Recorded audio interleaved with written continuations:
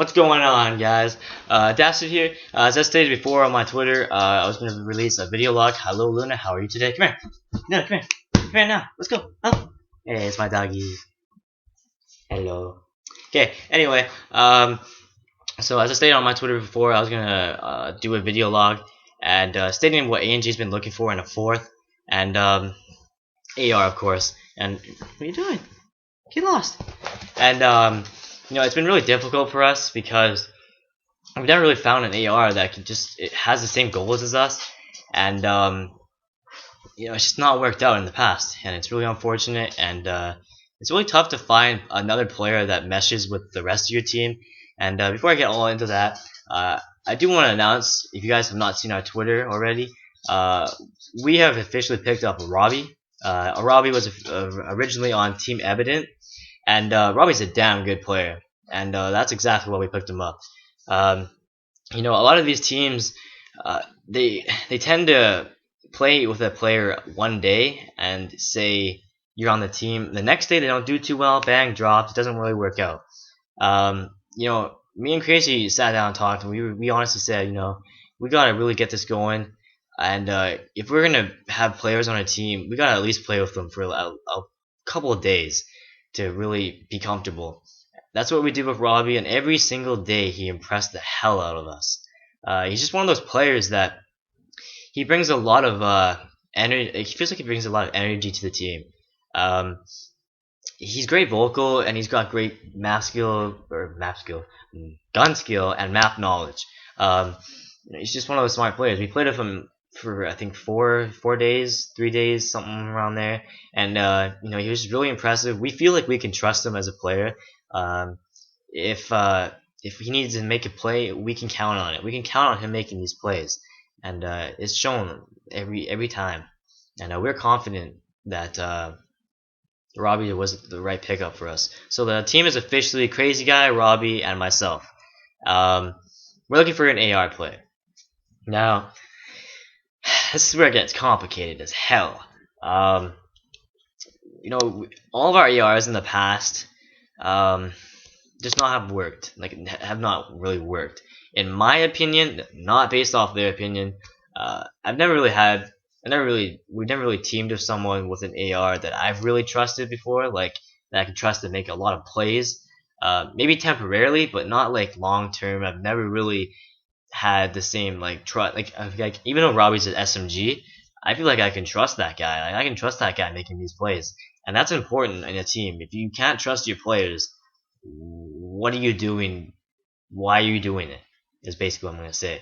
And you know, in our AR player, you know, every time we find an AR, if he's a good in AR, if he's a really good AR that we ran with, there's always an attachment, and maybe attachment's like a time frame or something like that. You know, you just don't have the time to put in work with the team. And you know, that was one of our cases with one of the players we did play with. Unfortunate, happens, but what can you do? Luck's just not on our side lately, and I feel like we really do deserve to find a good fourth, a good AR he's a really good fourth. And I'm just gonna go through the categories that we really need, we must have in a player if we're gonna pick him up.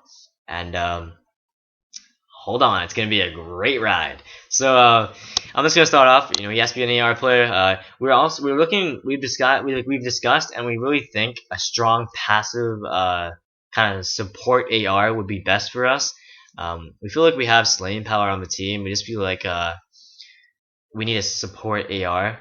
If you can hold down the map, if you can maintain map control, if you know what positions on these maps already, and it's gonna be good. It's gonna be good for you if you want to join us. It's complicated because if you're an SMG going to an AR, you're not gonna get those skills, that map awareness in a day. And if you recently switched from an SMG to an AR, please don't contact us. We want an AR that's been experienced with an AR for quite a while. And yeah, that's just that. Next category, you need to at least be 15 years old. 16 recommended. In the past, we've had players under 15. It's just not worked. It's just not worked. The whole humor thing, it just doesn't collide. The three of us, we're between the ages of 16 and 17. Both Crazy Guy and Rob, you're 16 and I'm 17. So we would want someone that is around our age. So you can kind of have those personality similarities. You don't really find things a 14/13-year-old would find funny compared to a 16, 17-year-old, and that's where you can run into team problems. And that's what happened. That's what has happened in the past. So that's why we're making that 15, 16 recommended. So that's just that. Another key attribute: you need to be vocal. You need to be vocal. If you're not being vocal, you're probably not winning. All three of us, we're extremely vocal, and if you have a passion for the game, vocal just naturally comes along. It's kind of weird. If you have a passion for the game, your speaking does it for yourself. You can tell the passion in someone when they speak. Like if they're just really into it, you'll know, and that's what we need. We want a player that he knows everything.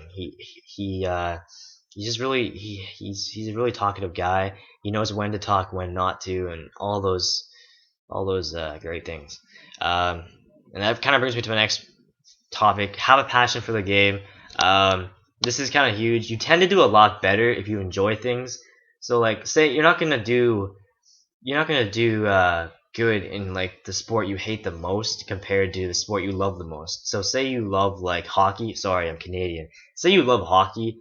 You're most likely gonna do better at it than say if you didn't like soccer or something.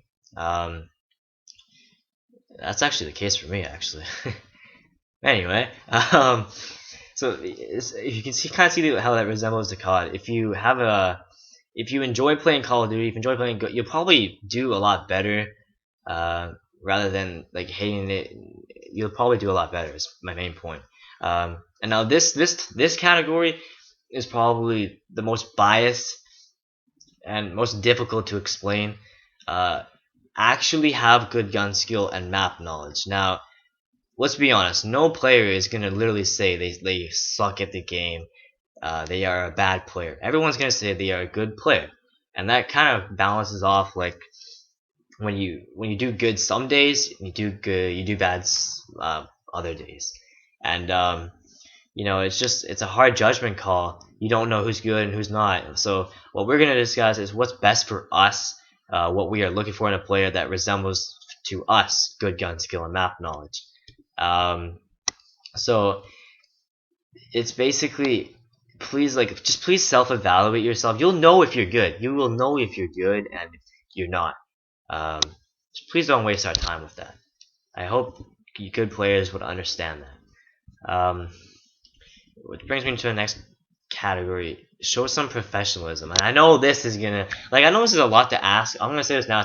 All of this is a lot to ask, but really, if you're a good player, all of it just naturally combines. It just comes into one, and it sounds like a lot, but really, it just all comes into one if it just happens.